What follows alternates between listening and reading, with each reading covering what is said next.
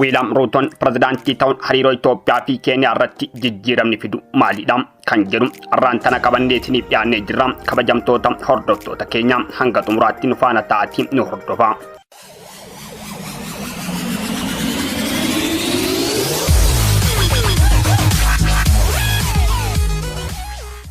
Keniyaan hagayya sagal bara 2022 filannoo pirezidaantummaa gaggeessiteen pirezidaantiin haaraa filatte. Filannoon kun erga biyyattiin bara 1963tti sirna gita bittaa warra Ingiliiz jalaa baateen marsaa shanaffaa gaggeeffame. Filannoo kanaanis morkataa cimaa Raayilaa Odingaa caaluun kan injifate Wiiliyaam Ruutooti. Odingaan bu'aa filannichaa mormuun mana murtii iyyateen manni murtii waliigala Keeniyaa iyyaticha kufaa gochuun fulbaana 5 bara 2022 pirezidaantummaa Wiiliyaam Ruutoon mirkaneesse. Bara 2013 irraa kaasee marsaa lamaaf Keeniyaa bulchaa kan ture Uhuru Keniyaataan bara bulchiinsa isaanii xumuranii gadaa Ruutootti dabarsuutti jiru. Ofii Ruutoon pirezidaantii Keeniyaa haaraa ta'anii filatamuun hariiroo Keeniyaa fi Itoophiyaa irratti jijjiiramni fiduu qabu maalidha? Walitti dhufeenya biyyoota lamaanii maaltu adda godha kan jedhu gaaffiidha. Isaan kanaaf mootum as keessatti kaasnaa hanga xumuraatti nu hordofaa.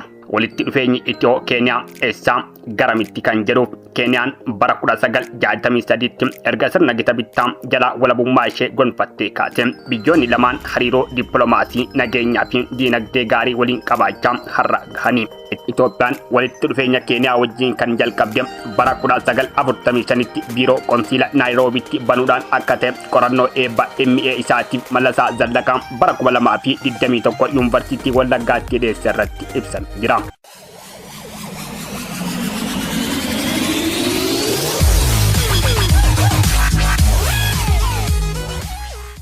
Akka ragaan qorannoo kun mul'isutti xiyyeeffannoo walitti dhufeenya biyyoota lamaanii dhimma nageenya waloo isaanii akka ta'edha. Xiinxalaan dhimmoota baha Afrikaa Abdullaahi Baruum Halaakee ammoo walitti dhufeenyi biyyoota lamaanii biyyoota baha Afrikaa jiran keessaa jalqabaa kaasee walitti dhufeenya cimaa fi naga qabeessa akka ta'e dubbatu. Hariiroon biyyoota lamaan gidduu jiru baha Afrikaatti hariiroo baay'ee cimaadha jedhu abbaan Abdullaahi. Haaluma wal fakkaatuunis Keeniyaatti Ambaasaadar Itoophiyaa kan ta'an Ambaasaadar Baacaa Dabalee biyyoonni lamaan bara Xaaliyaanii Itoophiyaa wareeddarraa kaasanii walitti dhufeenya akka qaban himu. Keeniyaan walitti dhufeenya adda ta'e qabna. Walitti dhufeenya kana abbootii keenya duriitu tolche. Bara mootummaa Haile Sillaasee Xaaliyaaniin gaafa nu wareeddu gootonni keenya gara Keeniyaatti baqatanii.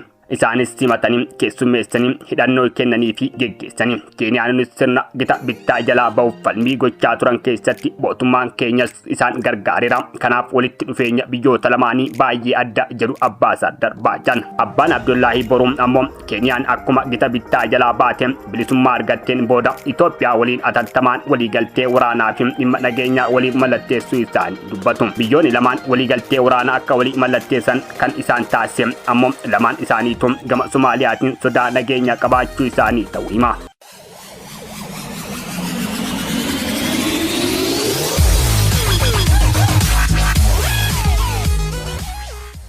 Keeniyaatti Ambaasaadar Itoophiyaa duraanii kan ta'anii fi amma Daayireektara waliigala dippiloomaasii uummataa Paabliik Dippiloomaasii Ministeerii dhimma alaa kan ta'an Ambaasaadar Diinaa Muftii walitti dhufeenya biyyoota lamaanii seenaa dheeraa akka qabu ibsu. Seenaa walitti dhufeenya Itoophiyaa fi Keeniyaa yeroo dheeraaf kan turedha jedhan. Itoophiyaan biyyoota ollaa kanneen akka Somaaliyaa, Eertiraa, Suudaanii wajjin walitti bu'iinsa sadarkaa garaagaraa keessa dabarteetti. Itoophiyaan Eertiraa wajjin hanga bara 2018tti walitti bu'iinsa keessa turte. Bara 1977tti yoo Ziyaad Baarreen Itoophiyaa wareeru Itoophiyaan Somaaliyaa waliin waraana keessa seente. Suudaanii wajjin taanaan waraana cimaa keessa seenuu baatanis sababa daangaa fi hidhaa guddicha laga Abbaayitiin wal qabate wal gaarreeffannaa fi darbee walitti bu'iinsi xixiqqaan ni uumama ture. Keeniyaa fi Itoophiyaan garuu hawaasa gamana wal al tokko sababa horii wal jalaa fudhachuu fi iddoo tikaa irratti wal dhabuurraa kan hafe akka biyyaatti wal dhabdeen keessa galanii akka hin beekne dubbatu Ambaasaadar Diinaan. Imbaasiin Itoophiyaa Keeniyaa jiru maaliif masaraa mootummaa cinaa taa'ee kan jedhuuf imbaasiin Itoophiyaa Keeniyaa jiru imbaasiiwwan biyyattii keessatti hundeeffaman warra angafaa fi kan turedha jedhama. Kana qofa osoo hin taane imbaasiiwwan biyyoota addunyaa Keeniyaa jiran keessaa imbaasiin masaraa mootummaa The State House itti baay'ee dhiyaatu jiru kan Itoophiyaa qofaadha. Kunis akkasuma osoo hin taane yaadamee raawwatamuu dubbatu dippiloomaasiin buulessii fi Keeniyaatti Ambaasaadar Itoophiyaa ta'uun yeroo dheeraaf tajaajilaa Ambaasaaddan Diinaa Muftii. Jomo Keeniyaataan isaan fagaatanii deemuu hin qabdan jedhanii achuma masaraa mootummaa cinaatti imbaasii Itoophiyaa kennan jedhu Ambaasaaddan Diinaan. Isa qofa osoo hin taane konsiila yookiin bakki jireenya Ambaasaaddan achuma masaraa mootummaa Keeniyaa cinaa imbaasii Itoophiyaa keessa akka ta'u godhan jedhu walitti dhufeenya biyyoota lamaanii duraan kaasee cimaa akka ta'e dubbatu. Keeniyaan gita bittaa jalaa erga baatee booda pirezidaantii biyyattii jalqabaa kan ta'an Jomo Keeniyaataa fi Haile Sillaaseen akka malee michuu turan jedhama.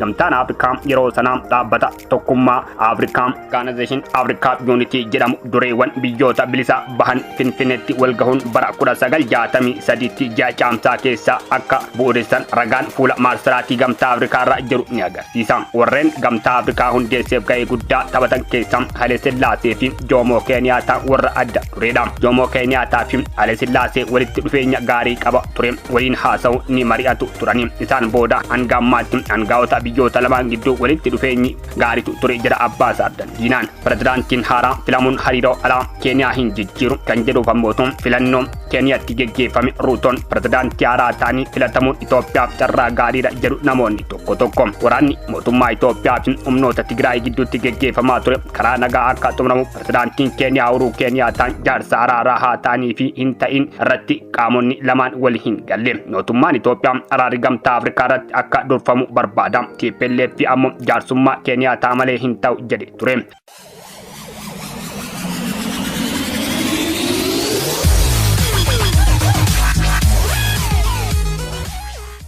Itoophiyaan jaarsummaa Uhuru Keeniyaataa diduun gamtaa Afrikaa filachuun ammoo biyyoota lamaan gidduu walitti dhufeenyi gaariin waan hin jirreef kan jedhan jiru. Kanaaf Uhuru Keeniyaataan bara aangoo isaanii fixanii Wiiliyaam Ruutoo pirezidaantii ta'uun filatamuun isaanii Itoophiyaaf gaarii jedhu. Xiinxallaan gaanfa Afrikaa kan ta'an Abdullaahi Booruu yaada kana hin fudhatan. Wiiliyaam Ruutoon pirezidaantii ta'uu walitti dhufeenya biyyoota lamaanii irratti jijjiirama homaatu hin fidu jedhu. Itti dabaluunis tarsiimoo hariiroo alaa Keeniyaa namni dhuunfaa aangoo qabachuuf dhiisuu irratti kan hundaa'u miti. Keeniyaan tarsiimoo hariiroo ishee keessatti dhimma keessoo biyya kamuu keessa galuu hin barbaadu jedhani. Waa'ee jaarsummaa gamtaa Afrikaa Uhuru Keeniyaataa ilaalchise humnoonni TPLF Keeniyaan qaama kamiifuu akka hin loogne waan beekaniif Uhuru filatu. Mootummaan Itoophiyaa ammoo caalmatti gamtaa Afrikaa amansiisutu salphataa waan ta'eef araarri karaa sana akka raawwatu barbaadeeti malee Keeniyaa wajjin rakkoo wayii qabaatanii miti jedhu Abdullaahi.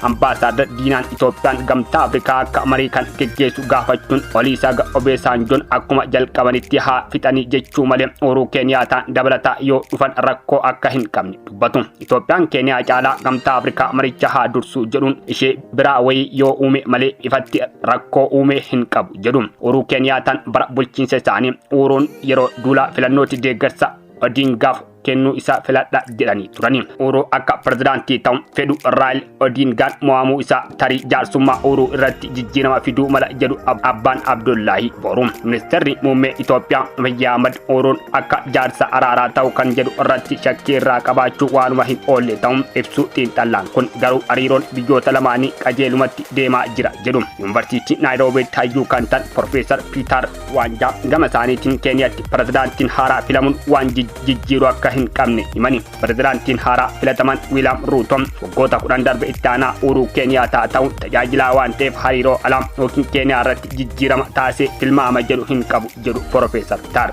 Muummicha ministeera Abiyyi fi Ruutoon waan wal fakkeessu qabu. Wiiliyaam Ruutoon pirezidaantii Keeniyaa shanaffaa ta'uun filatamuu isaanii hordofee jalqaba ergaa baga gammadee kan erge muummicha ministeera Abiy Ahmedidha. Muummichi ministeera Abiy Ahmed Ruutoo mo'achuun himame yeroodhuma gabaabaa gidduutti ergaa baga gammadee erguu isaanii akkasuma ammoo ergaa mataa isaa qaba kan jedhuuf ammoo Abdullaahi Booruu gocha Abiy Ahmed waanuma biyyoonni walitti dhufeenya gaarii qaban irraa eegamu malee waan ergaa addaa qabu miti jedhu. Haa ta'u garuu lamaan isaanii amantoota warra waangeelaa waan ta'anii walitti dhufeenyi isaanii akka cimuuf carraa banaaf jedha. Sadarkaa nama dhuunfaatti geggeessitoonni biyyoota lamaanii walitti dhufeenya gaarii yoo qabaatan shakkii Itoophiyaa jaarsummaa mootummaa Keeniyaa irraa qabdus ni xiqqeessa. Itoophiyaadhaafis gaariidha kan jedhu Abdullaahiin.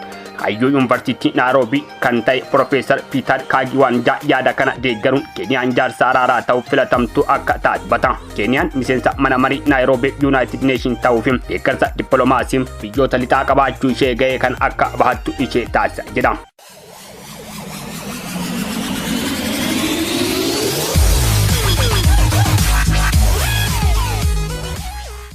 Ambaasaandar Diinaan garuu nuti dhimma keenya asuma Afrikaatti gara gamtaa Afrikaa fitanna isatu jalqabe isaanumatu haa xumuru jenneeti malee mootummaa Keeniyaa irraa rakkoo qabaanne miti jedhu. Qaamolee wal waraana lachuun Keeniyaa irraa amantaa waan qabaniif Keeniyaattis ta'e Wiiliyaam Ruutoon hariiroo isaanii Itoophiyaa waliin qaban gaarii waan ta'eef Naayiroobii mareechaa qopheessuuf ga'umsa qabdi jedhu Profeesar Piiter. Kubbaayinoota Keeniyaaf carraa gabaa guddatu Itoophiyaa keessa jira kan jedhuuf ammootuun Itoophiyaa fi Keeniyaan hariiroo nageenyaa fi dinagdee fi hawaasummaa bara dheeraa haa qabaatanii malee daldalli biyyoota lamaanii gidduu jiru hariiroo isaanii kan ibsu miti jedhu xiinxaltoonni. Haa ta'u garuu waggootan muraasa as tarkaanfiin biyyoonni lamaan fudhataa jijjiirama jiraachuu agarsiisa. Ambaasaadar Diinaan akka jedhanti gama dinagdeen walitti dhufeenyi Itoophiyaa fi Keeniyaa jabaata jira. Fakkeenyaaf Itoophiyaan humna ibsaa Keeniyaatti gurguruuf waliigalteen godhamee jira jedhan Ambaasaadar Diinaan. Abdullaahi Boruu ammoo waraanni osoo Itoophiyaa keessa jiraachuu baatee silaa yoona kaampaaniiwwan Keeniyaa hedduu gabaa Itoophiyaa seenuuf carraa qabu turani. Itoophiyaan biyya uummata miliyoona 100 ol qabdudha.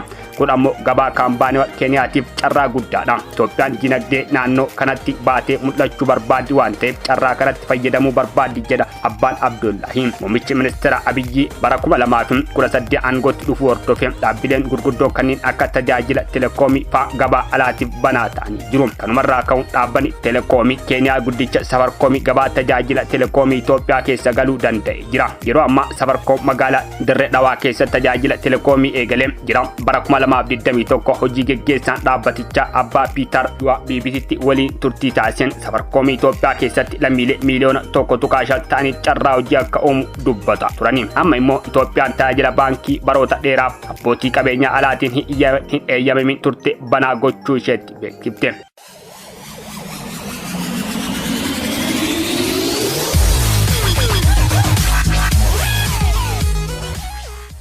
Manni ministeerota kora idilee 13ffaa fulbaana 3,2022 taa'e tajaajilli baankii investoroota biyya alaatii banaa akka ta'uuf murteesse. Kun ammoo baankileen Keeniyaa carraa gabaa Itoophiyaa keessatti hirmaachuu fayyadamoo taasisan isaanii ni taasisa. Haalli nageenya Itoophiyaa amansiisaa taanaan kaampaanii fi baankiin Keeniyaa gabaa Itoophiyaa keessatti hirmaachuuf carraa guddaa qabaachuu isaanii Abdullaahi Boruu ni akeeku. Gama dinagdee caalmatti walitti dhufeenya Itoophiyaa fi Keeniyaa ni cimsa kan jedhame eegamu ammoo bu'uuraaleewwan gurguddoo lama biyyoota lamaan wal quunnamsiisu ijaaramuu isaatu jedha abbaan Abdullaahi. Daandii guddaan Keeniyaa fi Itoophiyaa wal quunnamsiisu akkasuma buufanni doonii lamuun ijaaramuu isaanii daldalaaf hariiroo biyyoota lamaan caalmatti kan cimsu akka ta'u dubbattu Ambaasaadar Diinaan. Daandiin geejjiba biyyoota lamaan wal quunnamsiisu Mombaasaa irraa ka'uun Finfinnee kan fullaa'u yoo ta'u eebbifamee hojii eegaleera. Ijaarsi koriidarii geejjiba buufata Laamuu irraa ka'ee Suudaan kibbaa qaxxaamuru Itoophiyaa ga'uu bara 2012tti eegalamee buufanni kun biyya akka Itoophiyaa karra bishaanii hin qabneef murteessaadha jedhu.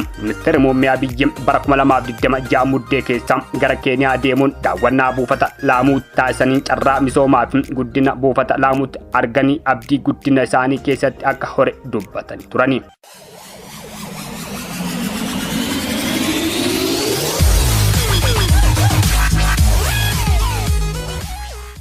Kabajamtoota hordoftoota keenya sagantaan har'aaf qindeeffanne kana fakkaata. Sagantaa biraatiin hanga walitti deemnutti nagaan turaasiniin jecha akkasuma warri mana keenyaaf haaraa taatan ammootu sabiskiraayib laayik gochuun nu bira dhaabbadhaa nu hordofaa horaa bulaa deebanaa.